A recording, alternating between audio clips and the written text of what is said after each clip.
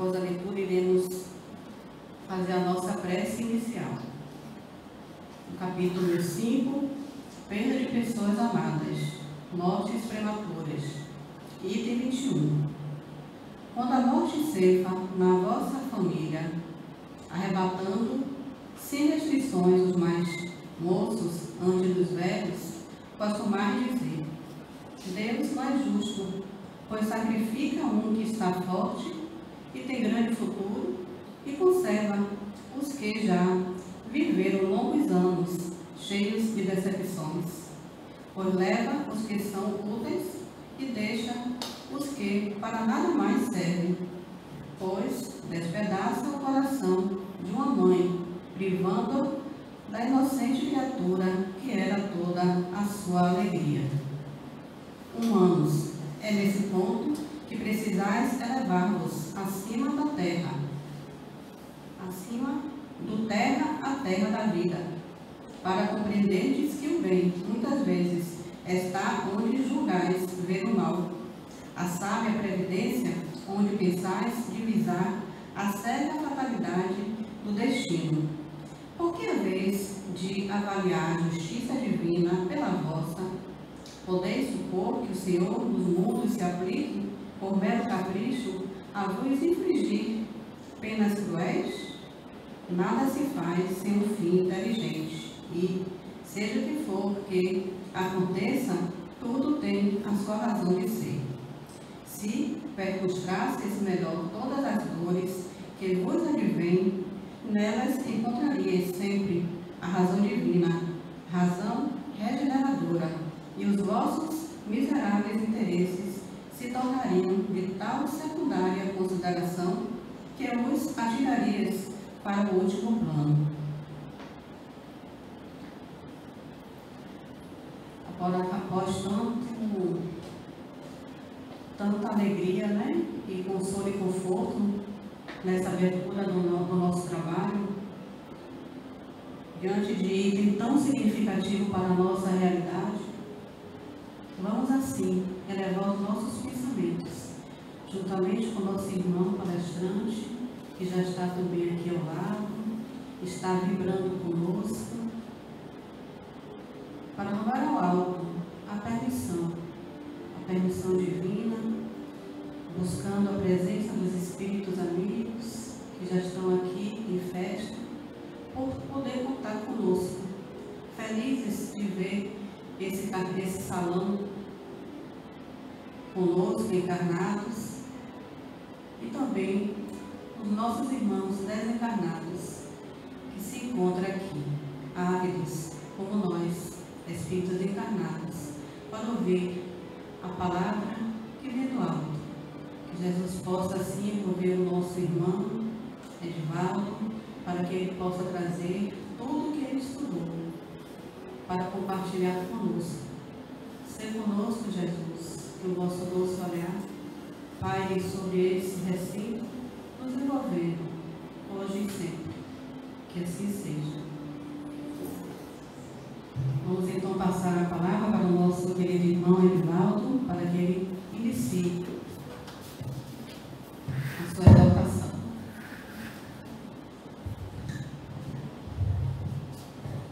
Obrigado a todos.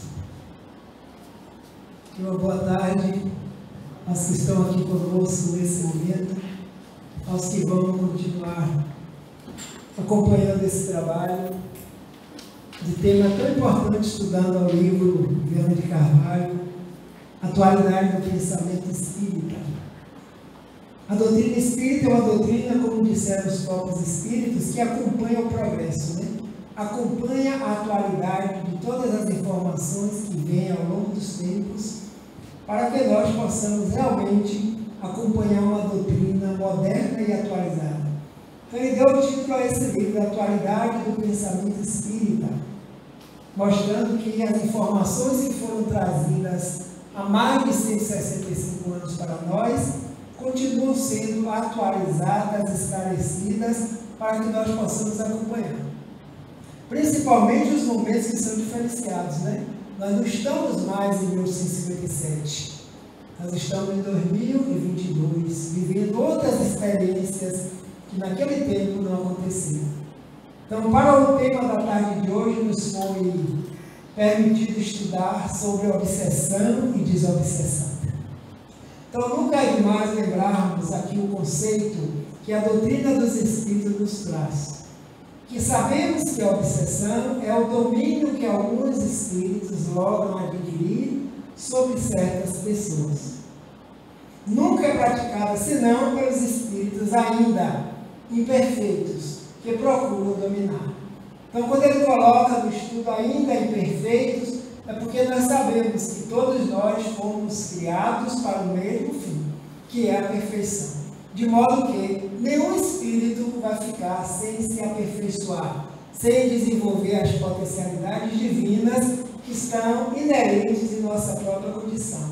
Então, a obsessão é um domínio, é uma vexação, é um incômodo de que alguns espíritos logram alcançar sobre certos outros e que existem em vários campos da nossa vivência. Quando falamos de obsessão, lembramos somente da de desencarnado para encarnado. Mas ela acontece também em outros níveis, em outros planos, como de nós para conosco também encarnados, como de nós para os desencarnados também, entre os próprios desencarnados. Então, esse importuno, esse domínio, ele é próprio ainda de espíritos que se encontram em estados não evoluídos ainda. E Kardec tem a oportunidade de dizer que em torno do planeta Terra, onde nós habitamos, pululam vários espíritos da mesma categoria que nós. Que quando nós nos reformarmos, nos aperfeiçoarmos, consequentemente, o plano espiritual do planeta Terra, desencarnado, terá outro nível, moral, intelectual, fraterno, amoroso. Por isso que estamos no esforço de aprender, evoluir e melhorar cada um de nós no processo. E essa obsessão ela tem várias fases. Estudando a doutrina, acompanhando todo o processo que os Espíritos trouxeram, o desenvolvimento dos médios que vieram depois, após Kardec e a equipe, veio nos mostrar que existe uma obsessão que é chamada de simples. Que a primeira fase é aquela em que o obsidiado apresenta a consciência da influência de um espírito menos elevado espiritualmente, ou seja, um espírito enganador. E por este, por sua vez, não disfarça seus interesses, intenções, desejos e vontades. Esse tipo é muito comum entre nós, devido ao quê? Ao estado atual de nossa evolução. Por que é muito corriqueiro? É uma fase simples, como o próprio nome diz, é uma fase que acontece com todos, porque todos nós pensamos, agimos e atuamos, e somos também espíritos. A grande diferencial é que nós estamos encarnados. Muitas vezes um pensamento que nos chega, a gente dialoga pensando que estamos pensando. E podemos estar dialogando com algum espírito bem próximo a nós numa fase simples. Assim como a fase é simples, esse desligamento pode também ser feito de uma forma também simples, através de uma leitura saudável, quando o indivíduo tira sua mente daquela sintonia, através de uma mensagem elevada, através de uma doutrinária, através de um passe, porque a equipe espiritual, como bem disse a nossa irmã, está atenta e trabalhando em todos os lugares. Porque o espírito ele tenha menos elevado, ou seja, enganador, e este, por sua vez, ele não disfarça seus interesses para com aquele indivíduo. Intenções, desejos, vontade. Então o indivíduo vai se esforçar para sair dessa sintonia simples, para que mais tarde ela não se torne mais aguçada e mais difícil de ser tratada às vezes. Na segunda fase, a obsessão por fascinação. As consequências são mais graves neste estágio. É uma influência suave, imperceptível, porém traiçoeira, em que os espíritos exercem interferência de ideias, de pensamentos e sentimentos negativos sobre o indivíduo que controla. Os pensamentos da pessoa, de forma que ela não consiga ajudar suas próprias ações e atitudes, e está fascinado. Como toda obsessão decorre de imperfeição moral, nesse caso aí nós podemos estar fascinados com tudo que nós fazemos. O que eu faço é melhor do que os outros. Eu faço sempre bem. Eu faço sempre. Então, de repente, eu estou sintonizando com alguém que tem o mesmo interesse de jogar essa minha fascinação lá para cima. E aí não percebo. Vem alguém me dar um conselho, ele volta, não é por aí. Não, você não tem condições de julgar coisas tais. Então, entende como é a fascinação? O indivíduo está deslumbrado, está fascinado. E não é difícil de encontrar ainda entre nós, porque nós ainda sabemos que estamos no estágio evolutivo e processo. Ainda não conseguimos desenvolver todas as potencialidades.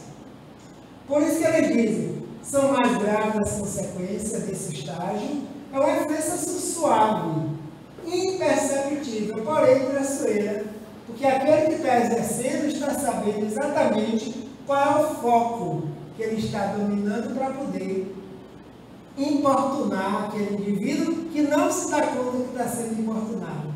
Geralmente quem percebe são os que estão de fora.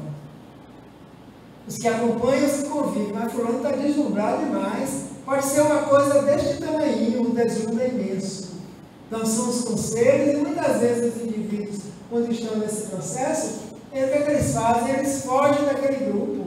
As obras da doutrina espírita têm cheio de casos assim, que os irmãos chamavam para aconselhar, o indivíduo não queria ouvir conselho. Sai dali, formam outro grupo, fascinado, e são atraídos também pelos fascinados.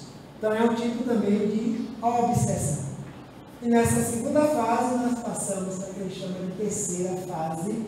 Repare que gradualmente está aprofundando o estágio. Subjugação. A vontade é totalmente paralisada, ou seja, o espírito obsessor, aquele que incomoda, aquele que importuna, que encontrou casa para importunar, para incomodar, toma conta da mente, dos atos e sentimentos em todos os graus, controlando assim as vontades do indivíduo.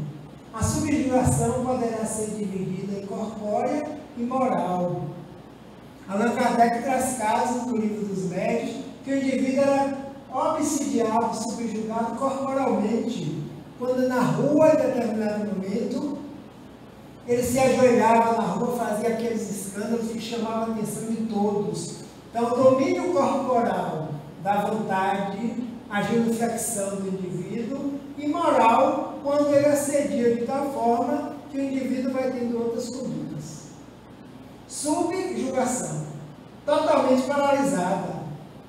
Então, esses casos aí vão se aumentando ao decorrer do tempo, quando o indivíduo não se dá conta e não busca o tratamento necessário, no caso, oferecido pela doutrina espírita. Porque na doutrina espírita, quando chegamos com qualquer importuno de obsessão, ambos são atraídos, ambos são atendidos, ambos são vistos como espírito e como irmãos em processo de evolução. Não existe aquele afastar, o incômodo ou o encosto, muito pelo contrário. Na verdade, então, na casa espírita, como Jesus nos ensina, todos somos acolhidos, encarnados, desencarnados, para um tratamento e para um atendimento. Na quarta fase, que é chamada de possessão, já subjugou, agora toma posse. Então ocorre a imantação do espírito obsessor a determinada pessoa, dominando-a tanto de forma física quanto moral. Aí o domínio já é total. O indivíduo vai ter que resgatar sua vontade, sua perseverança, sua fé, para que o tratamento possa surtir o efeito desejado. Enquanto que o espírito obsessor atua exteriormente na subjugação, foi o caso anterior, neste caso ele substitui, entre aspas, podemos assim dizer, o espírito do encarnado. Porque a vontade está mínima. A vontade agora é quem atua de fora para dentro. E o outro é comandado como se fosse um robô. Nesse caso aqui, nós lembramos de um caso do pai, vocês também lembram, que o pai procurou Jesus e disse: Mestre, tem piedade e misericórdia do meu filho, porque eu já o apresentei aos seus discípulos e eles não puderam curar. E Jesus diz: onde está a criança? Trazei-me aqui. E eles trazem um garoto que o pai, completamente aterrorizado pelo estado, os espíritos fazem dele o que quer. Joga no fogo, joga na água, joga por terra, porque ele já não tem mais vontade, ele é totalmente dominado. E Jesus diz: trazei-me aqui. Eu apresentei aos vossos discípulos e eles não puderam curar. E Jesus diz: ó raça incrédula e depravada, até quando estarei convosco? E ele se aproxima e doa o que tem de melhor, que é o amor. Trazei-me aqui a criança. E nós sabemos que Jesus era acompanhado por uma pleia de espíritos outros evoluídos, que encaminhavam esses desvirtuados para os planos espirituais para receber o tratamento adequado. E a criança volta ao seu estado normal, envolvida em fluidos amorosos desse espírito, que é o nosso governador espiritual, e devolve ao pai. E o pai sai em júbilo, retorna para casa com alegria, para que seu filho se alimentasse, tomasse um banho, porque saiu desse estado. Mais tarde, em casa de Simão Pedro, como era hábito, eles perguntam: mestre, realmente aquele pai nos apresentou o filho, mas nós não conseguimos, por quê? Aí ele diz o quê? Porque faltou fé. Quando tiveres fé do tamanho de um grão de mostarda, poderei dizer a esse monte: passa daqui para lá, e o monte passará. E hoje a doutrina vem nos explicar que os montes são os obstáculos que nós encontramos no nosso caminho, são as obsessões, as intervenções do plano espiritual, que nós podemos também, com fé, buscar o auxílio necessário para resolvermos a questão. Então, um grande exemplo Jesus deixa para nós como trabalhar o processo desobsessivo. Então, trazendo esses tipos para nós lembrarmos como se opera, que o irmão Viana de Carvalho trabalha no texto que nos foi confiado essa tarde, justamente sobre obsessão e desobsessão. Como acontece, o que é, e depois que tratamento utilizar, visando os conhecimentos doutrinários do Espiritismo. Verdade? Então, nós vamos prosseguindo aqui. As obsessões estão relacionadas à imperfeição moral. Para combatê-la, é preciso que se lhe interponha uma causa moral, fortalecendo a alma da mesma forma que se fortifica o corpo para prevenir das enfermidades. Nós já sabemos que é uma questão de sintonia, uma questão de identidade, de gostos e de interesses.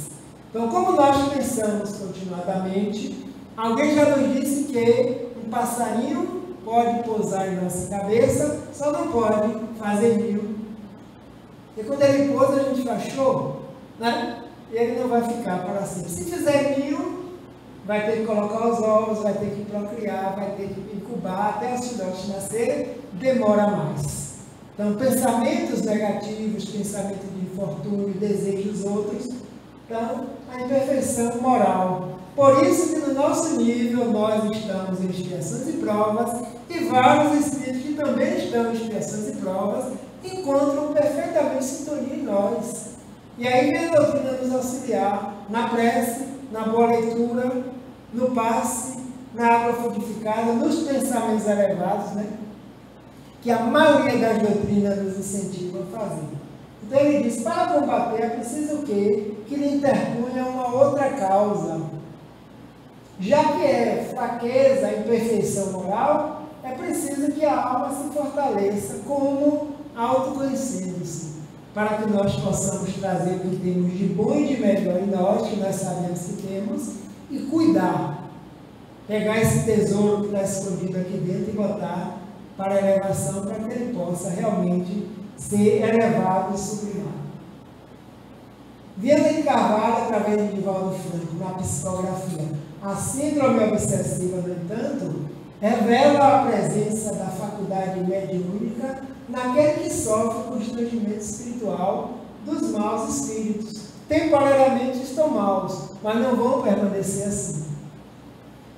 Pois estes somente a exercem como expressão de que? Da ignorância e loucura de que se fazem objeto. Infelizes, que também são dos propósitos que alimentam e nas ações que executam. Então, sintonia, todo obsidiado é um médium, mas não é necessário que todo médium seja obsidiado. Porque houve sintonia, captou, a porta estava aberta, como ele diz ali. A síndrome obsessiva, no entanto, revela a presença de quê? Da faculdade mediúnica daquele que sofre o constrangimento. Obsidiado, no caso, é o termo que a doutrina utiliza. Obsessor que incomoda, obsidiado, aquele que se sente incomodado. Então, essa faculdade mediúnica que o próprio Kardec diz que todos somos médiuns, porque somos seres espirituais em experiências humanas, nunca saímos do plano espiritual de onde viemos, porque adentramos a ele pelo sutil pensamento. E a depender da nossa vivência aqui no plano dos encarnados, nós também podemos fazer contato com o desencarnado. Ignorância é loucura de que fazem objeto. Infelizes, que também o são, nos propósitos que alimentam. Então, todos nós, Emmanuel nos diz, já fomos ou seremos obsessores. Então, hoje, pelo menos, a gente está ficando atento para não incomodar mais, né? Mas quem sabe, no passado, em outro momento, que estamos em processo, não somos ainda perfeitos. Só os perfeitos, lógico, não vão mais regredir a esse estado que já passou. E a desobsessão? Aí foi a obsessão. E a obsessão, de que se trata? É um tratamento, segundo a doutrina espírita, de pessoas que estejam sofrendo de prejudicial interferência por espíritos, encarnados ou desencarnados. A desobsessão trata ambos, como eu disse aqui. Quando falamos em obsessão, pensamos logo em um desencarnado para o encarnado. Mas quantas vezes os encarnados obsidiam-se entre si? E têm o domínio nas suas relações. É uma obsessão, é um incômodo. Então é preciso tratar o apego, por exemplo, ser dono de alguém. Dizer, se fulano não for feliz comigo, não será com ninguém. Como é que pode? Nós não somos donos uns dos outros. Nós não somos donos das coisas materiais que nós utilizamos para evoluir. Tudo provém de Deus, o Criador e mantenedor da vida, quanto mais as criaturas. Mas quantos infortúnios existem por aí? De encarnados e desencarnados. Então, nesse processo, a desobsessão, não obsessão, tratamento da obsessão, medicamento da obsessão. A doutrina espírita oferece um manancial de bênçãos para que esse tratamento seja executado com muita prudência. E a desobsessão, como eu disse, trata ambos. Não existe aquele que vai ficar afastado do processo e vamos somente cuidar de outro. Não, todos. Porque todos nós estamos, na verdade, em processo de desobsessão diariamente. Nas atividades que buscamos fazer para equilíbrio, para harmonia, é um banho de luz que nós estamos tendo para melhorarmos as nossas condições espirituais. Então, lá nessa obra, a entrevista que é feita com o Espírito Viana de Carvalho, e ele dá algumas respostas para vários temas. E esse tema da tarde, obsessão e desobsessão, na pergunta 209, perguntaram a ele o seguinte: a simples ligação do espírito perturbado, chamado obsessor, com o médium, sem qualquer diálogo doutrinário, poderia constituir recurso para habilitá-lo ao esclarecimento oportuno no mundo espiritual? E ele responde: o fenômeno da comunicação de um espírito em estado de perturbação, e não somente daquele que se caracteriza como perseguidor, sempre resulta em bênçãos. Para quem? Para o comunicante, que experimenta uma forma de repetição da morte física, graças aos fluidos animais de que é portador o médium, que o atende, facultando-lhe experimentar a ocorrência perturbadora que ficara bloqueada no seu inconsciente. Em outras palavras, toda comunicação é benéfica, é terapêutica, porque naquele momento o ser começa a se estressar através da energia do médium encarnado, que é o meio, é o transporte, é o instrumento ao qual permite que ele se manifeste. Então, seja um estado de participação, não somente daquele que se caracteriza como perseguidor. Porque muitas vezes o indivíduo está em estado de perturbação e não está perseguindo ninguém. É o próprio estado dele. Então, quando ele tem a oportunidade, em uma reunião mediúnica, aproximar-se daquele núcleo de encarnados que estão ali com o objetivo do bem, ele já se beneficia. E muitas vezes comunica-se ou não. Porque, segundo alguns, o que tem de espíritos desequilibrados não tem médico que dê conta na Terra. Mas os benfeitores espirituais têm recursos outros que levam até eles. Quando houve uma orientação espiritual daquele que é o dirigente da reunião, beneficia milhares. Certa feita, ouvi um espírito dizer, se não me engano, na literatura espírita, ele chegava numa reunião perseguindo, estava chateado e querendo vingança e coisas e tal. Várias vezes participou dessa reunião, até que depois de muitas idas e vindas a esse grupo, ele disse, vocês conseguiram me auxiliar. Mas eu vou dizer uma coisa, o que conseguiram me auxiliar não foram as palavras que vocês trouxeram, foram os sentimentos que vocês emanavam aqui no mundo. Porque quanto a sentimento, não tem quem recue, né? Principalmente quando é sentimento do bem. A vontade de ajudar, a fraternidade, a harmonia no grupo, a prece.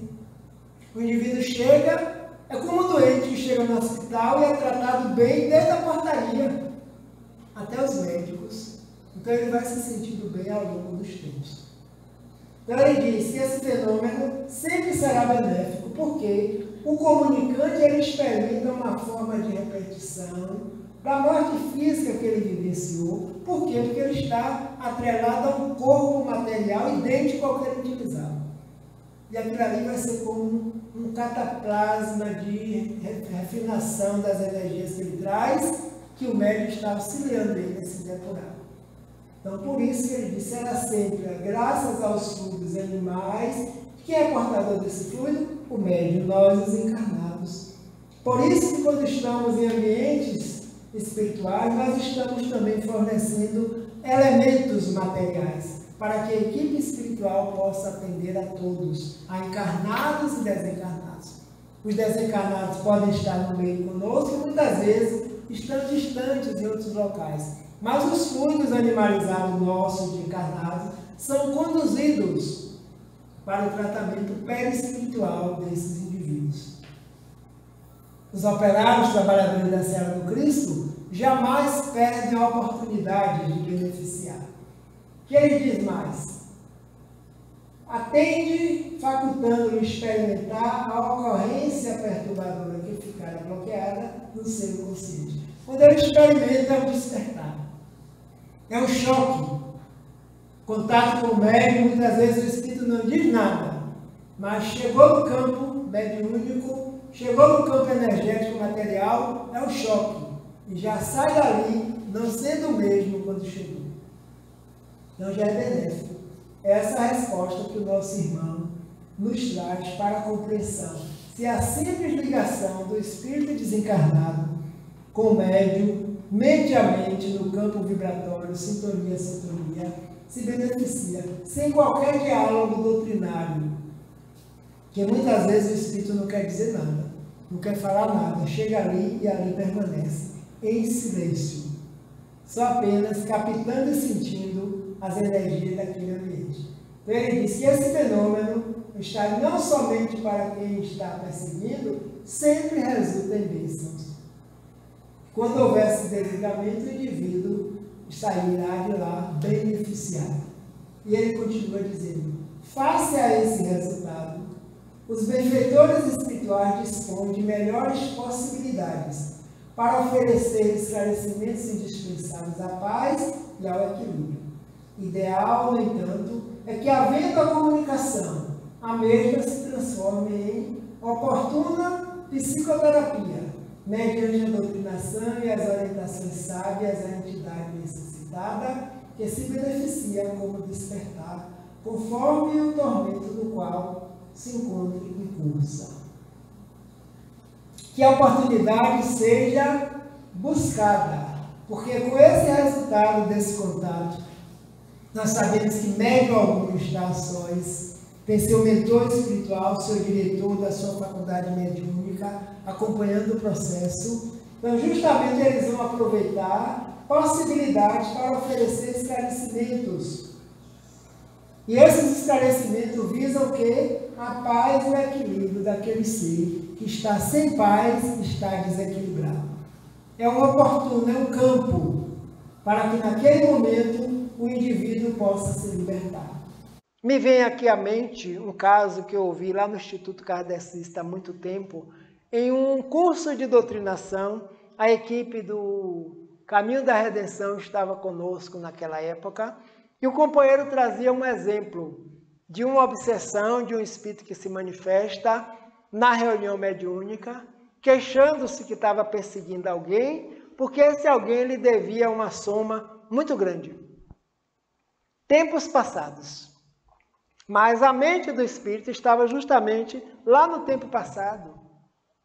Por isso que a comunicação se faz necessária para que ele venha para o tempo presente. E disse mais, ao decorrer do processo, ele disse para o coordenador da mediúnica: e eu que não vou sair daqui do médium enquanto não me pagarem o que eu me devo. E agora, imagine vocês. E aí ele teve um insight, ou seja, nada mais do que uma inspiração, da equipe espiritual que estava dirigindo o trabalho.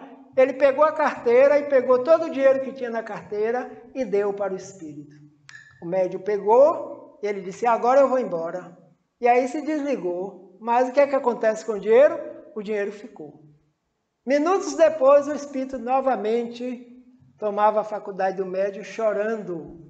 E ele perguntava por quê. O dinheiro eu não consegui levar, ficou aqui. Aí foi a oportunidade que os benfeitores espirituais encontraram para dizer para ele que aquele dinheiro já não servia mais. Ele estava agora no plano espiritual dos desencarnados, e o dinheiro que ele levaria lá era justamente a sua reforma interior. E aí ele aproveitou o momento e continuou o diálogo, o esclarecimento, através das informações que a doutrina nos dá, para que aquele indivíduo percebesse que ele estava agora desencarnado. E o que havia ficado aqui no plano dos encarnados já não servia mais. A não ser o que nós estamos construindo aqui dentro de nós, que ninguém tira.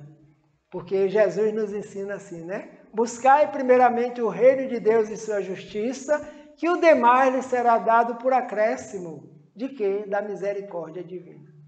Então é nesse processo aí, é uma psicoterapia.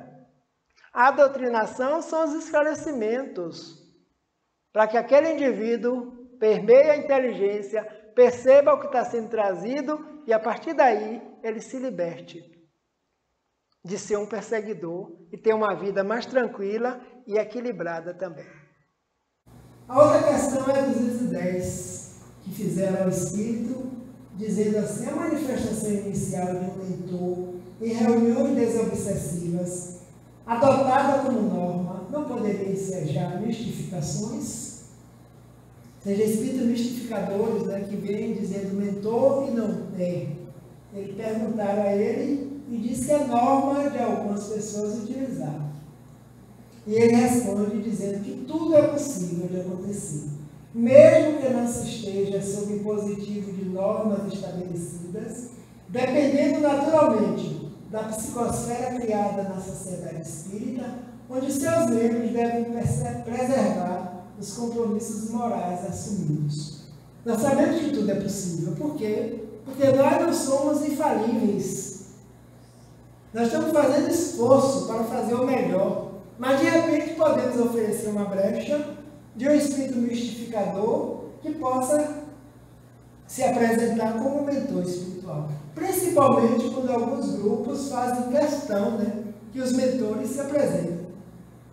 E necessariamente eles estão nos bastidores, dando todo o suporte para que as reuniões aconteçam da melhor forma possível, sem precisar se identificarem, como muitos fizeram na codificação. Muitos espíritos nós não sabemos nem quem são. Diz assim: anjo protetor do médium, fulano de tal, um espírito amigo. Outros usaram alguns pseudônimos, porque o que importa é o teor da comunicação que aquele ser vai trazer. Então, pergunta adotada como uma poderia ser mistificação, espírito enganador, mas tudo é possível de acontecer. Mesmo que não esteja sob impositivo de normas estabelecidas. Então, não são normas estabelecidas. Toda reunião, o mentor tem que vir dar uma comunicação. Não existe. Isso é livre e espontâneo. E quanto mais livre e espontâneo, nós sabemos que ocorre da melhor forma possível, não é verdade? Que nós nem esperamos. E aí vem aquela comunicação que todo mundo precisa para dar firmeza e continuidade ao trabalho. Agora ele nos diz que, desde que o grupo se encontre em harmonia e siga as instruções da entidade mentora dos trabalhos, que se prontificou a oferecer a mensagem inicial das reuniões mediúnicas, tem a mesma responsabilidade a defender, considerando a seriedade do grupo, deve ser defender aquilo, e a qualidade do labor em desdobramento. Então, a responsabilidade é da equipe encarnada e da equipe desencarnada também. Nós sabemos disso. Que os espíritos operam, mas de acordo com o que encontram em nós. Por isso que nós estamos fazendo de tudo para cada dia sermos melhores do que nós próprios. Assim mesmo pode ocorrer desequilíbrio, para tanto, os membros devem estar vigilantes, liberando-se de qualquer tentativa de fé cega, cujos resultados danosos são muito conhecidos, não se descurando de observar as comunicações que devem passar pelo crivo da razão. E quando algo não estiver de acordo com a doutrina espírita, deve ser discutido e analisado profundamente. Chamou a atenção para a fé cega, aquela fé que acredita em tudo sem examinar. E não foi assim que Kardec fez. Kardec teve o cuidado de perguntar a mesma pergunta várias vezes em vários locais, porque ele queria ter um controle maior da equipe espiritual que estava atendendo ao trabalho, e eles disseram que não era somente em Paris, não era somente um espírito, mas vários que estavam em toda parte. Então esse critério, esse crivo, a gente acompanha conosco, né, nas leituras. Durante esse momento da pandemia 2020, vocês também devem ter vivenciado isso. Quantas mensagens no WhatsApp de espíritos que vieram dali, vieram daqui, vieram de acolá, nós não conhecíamos nem o médium nem o espírito. E na maioria delas, mensagens de terror, de medo. Qual é o espírito elevado que vai divulgar mensagem desse nível? Mesmo recebi várias, vocês também devem ter recebido, para poder dar uma orientação. Edivaldo, veja essa mensagem, chegou de fulano de tal, eu já tinha recebido, mas não tinha dito não. Mas as pessoas insistiram tanto, que eu aí analisei e dei o retorno. Aí tenham paciência, porque nesse nível que aí está, depois cessou. 2021 chegou, 2020 também, as mensagens sumiram e nós estamos aqui. Usando o que? O crivo da razão, que a doutrina nos leva a isso. Não é porque é um desencarnado que vai estar falando a verdade, nós sabemos disso. Quem são os desencarnados de hoje? Somos nós amanhã. Vamos levar o conhecimento que a gente tem. E a doutrina deixa isso muito bem claro. Então, os grupos, eles chamam a atenção da questão da vigilância que precisa ter. Os membros devem estar vigilantes.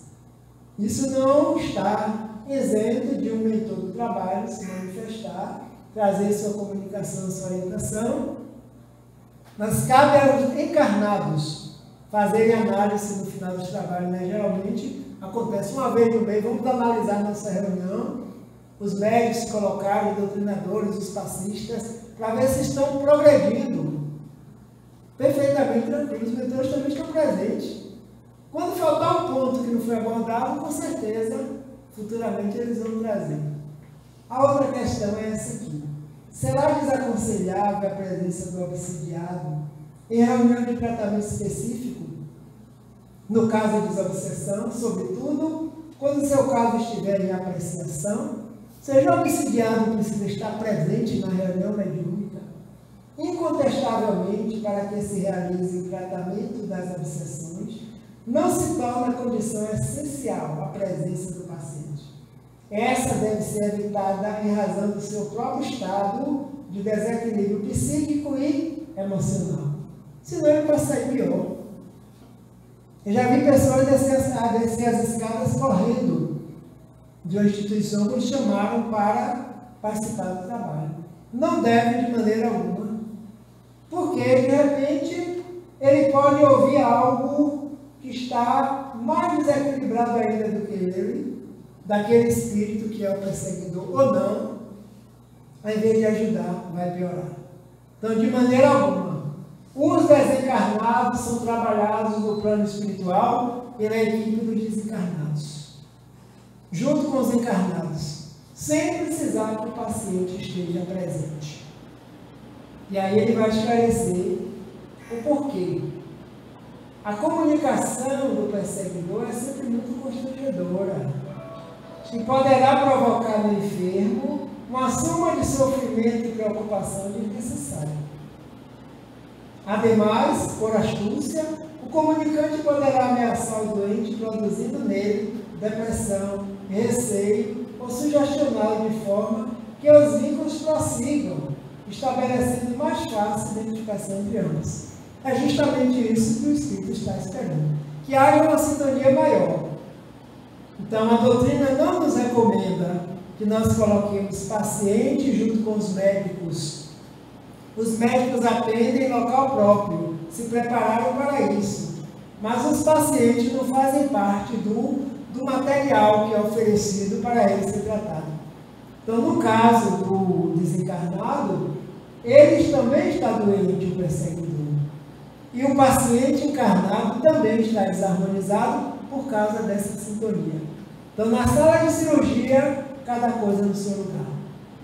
O paciente aqui no campo doutrinário, participando da reunião doutrinária, do passe, do evangelho, e o paciente outro sendo atendido lá nos bastidores, na reunião mediúnica. Outro caso que eu li na literatura espírita da mulher que perdeu o marido no acidente, ela entrou no hospital pavorosa: doutor, por favor, não deixe meu marido morrer. Meia hora depois ele voltou e disse: sinto muito, mas o acidente foi muito grave, foi um acidente de carro, ele acaba de falecer. Ela entrou em completo desequilíbrio em todo esse processo, até havia um momento do sepultamento, voltou para casa, um ano depois ela continuava desarmonizada. Estado de nervos horríveis. E aí levaram para o hospital, para atendimento médico. O médico disse: a senhora ficou impressionada com a morte do seu marido, precisa tirar umas férias, precisa passear, precisa vir. Fez tudo isso. O desequilíbrio continuou. Até que alguém resolveu levar o seu espírita. Chegando lá, ela ficou na palestra doutrinária, o nome foi levado para a reunião mediúnica, e lá na reunião mediúnica o marido se comunicava e dizia: a única pessoa que me ouve é minha esposa. Eu me aproximo dos outros, ninguém me vê, ninguém me sente, mas ela é a única, eu estou com ela desde o momento em que não tinha interesse em fazer o mal, mas estava, porque estava atrelada. E o tempo passa, ele sendo atendido na mediúnica, ela na doutrinária, na mediúnica, na doutrinária. Depois ela virou para os trabalhadores: o que é que vocês fizeram comigo? Que mágica foi essa? Eu estou bem, eu estou ótima. E eles disseram: não foi mágica, é assim que Jesus nos ensina. O tratamento espiritual é evangélico. E lá na mediúnica ele dizia: agora sim, meus amigos, eu consegui perceber o que aconteceu comigo. Agora eu vou seguir com a equipe que está me convidando para o hospital, no plano espiritual. Porque desde o momento do acidente eu não sabia o que tinha sido acontecido comigo. Então, cada paciente é atendido no seu lugar adequado. Encarnados, aqui no meio dos encarnados. Os desencarnados são atendidos em outra parte do hospital, recebendo esclarecimento. Então, jamais a comunicação pode piorar o estado do paciente. Onde se encontre o paciente, os recursos de ajuda poderão ser direcionados à distância. Então, nós já ouvimos falar em tratamento desobsessivo à distância. O indivíduo não está em condições de vir ao centro e alguém se encarrega dessa distância. O ideal será que o necessitado venha à primeira parte da reunião, a fim de participar dos estudos preparatórios, recebendo passes e sendo retirado depois, quando se for iniciar a experiência prática. A de terapia com os desencarnados, retornando ao lar, onde deverá ficar em preces, se tiver possibilidade de fazê-las, ou no outro cômodo da instituição em atitude de concentração, mas no mesmo ambiente jamais. O tratamento pode não surtir efeito, porque primeiro ele vai ficar impressionado, e essa impressão vai imantá-lo cada vez mais àquele que o está obsidiando. Isso é claro para nós, né? E assim que deve ser, realmente. Recursos desobsessivos no centro espírita: a prece, o passe, a água magnetizada, a explanação do Evangelho à luz da doutrina e irradiações mentais, atendimento fraterno pelo diálogo, apoio desobsessivo das reuniões mediúnicas, a prática da caridade, o estudo doutrinário espírita e o Evangelho no lar.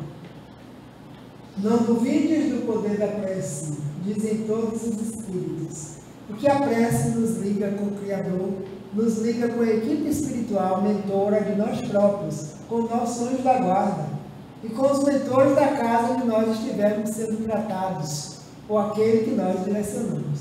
Então essa prece é um veículo. O passe faz parte do tratamento, porque é uma troca de fluidos energéticos que faz bem, tira-se os fluidos que fazem mal, oriundos do próprio paciente doente e do espírito que o incomoda.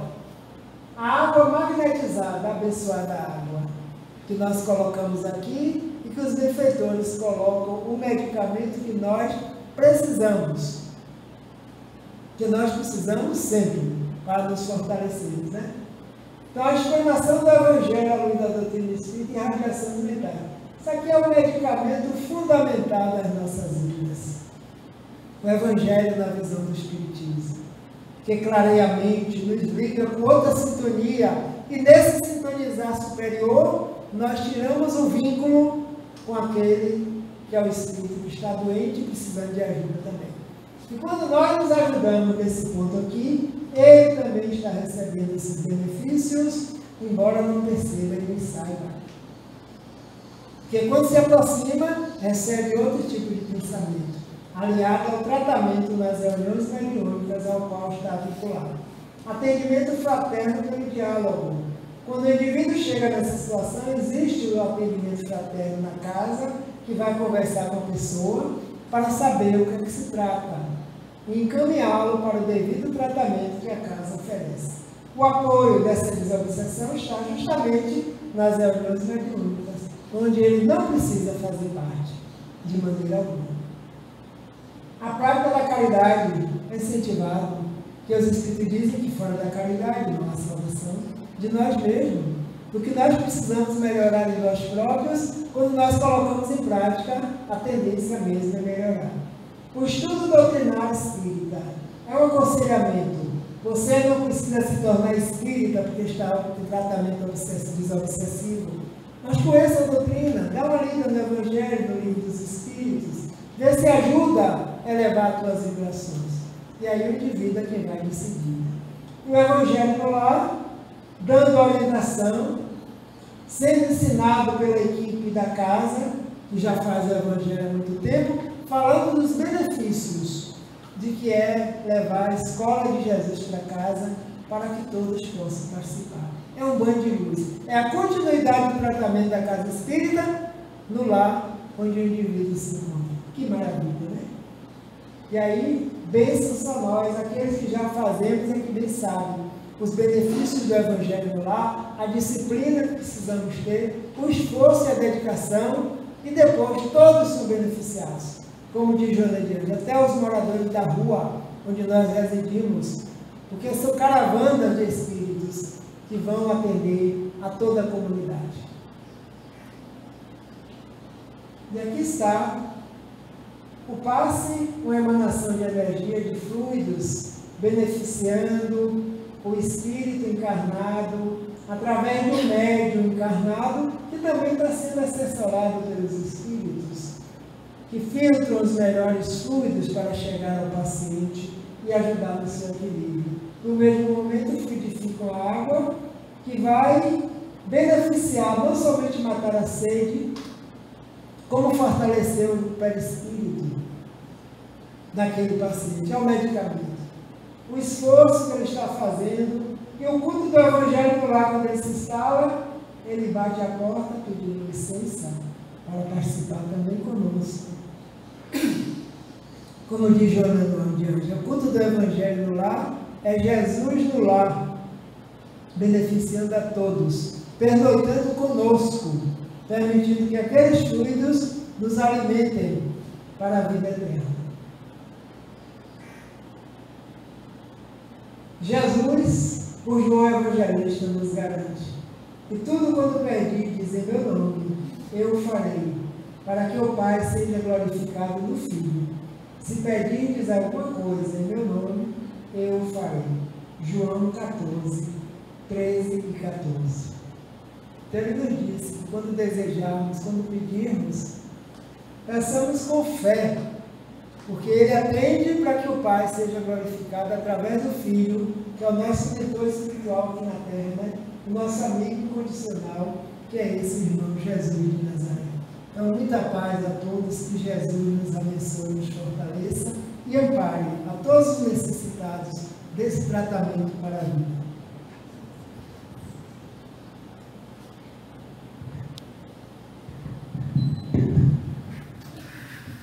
Que assim seja. Queremos assim agradecer ao nosso irmão Edivaldo César pelo trabalho que ele entregou a cada um de nós, encarnados e desencarnados. Sempre bom, né, salientar a presença dos nossos irmãos desencarnados e que constituem, fazem parte, né, para a existência da nossa casa, que nos acolhe há tanto tempo. Vamos então passar para a segunda parte do nosso trabalho.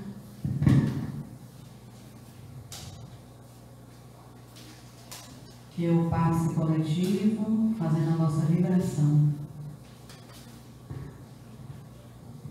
Os passistas possam se posicionar.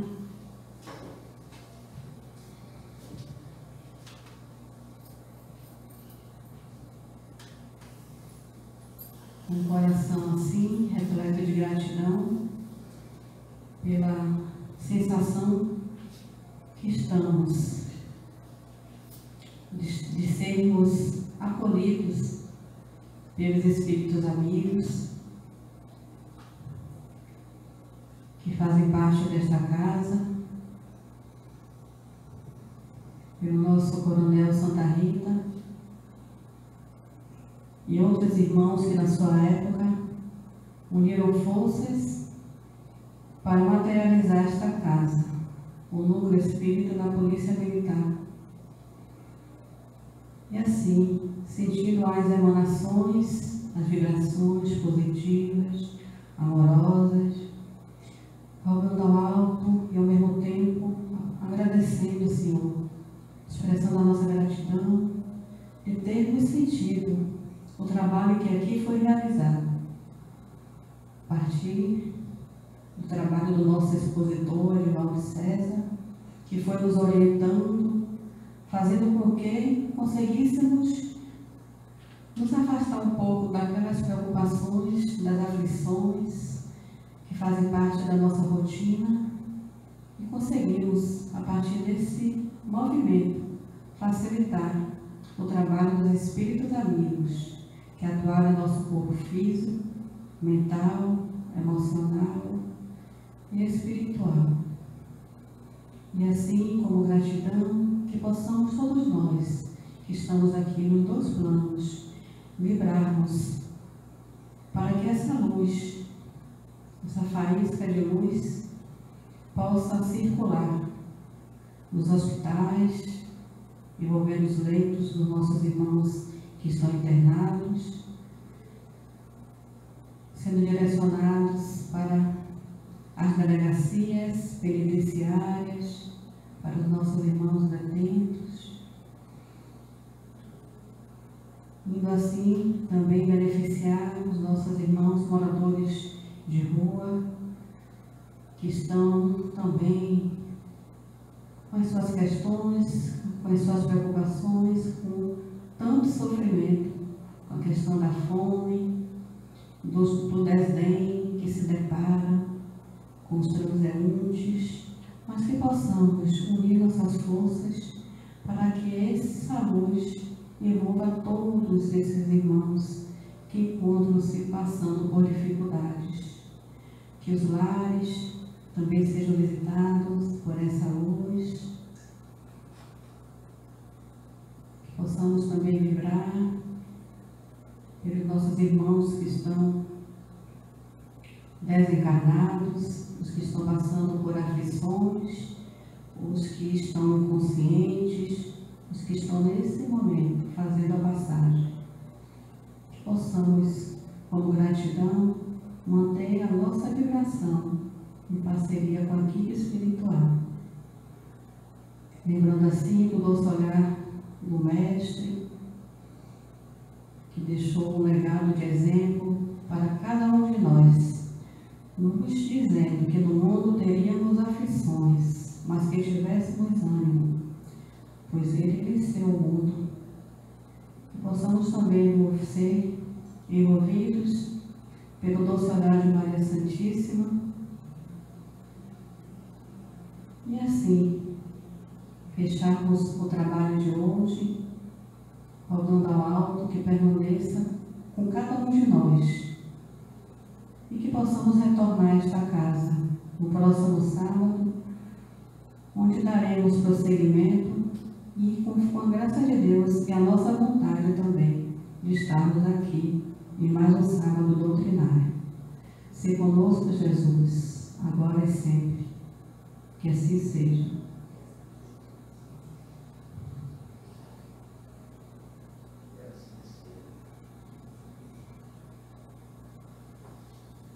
Muita luz e muita paz.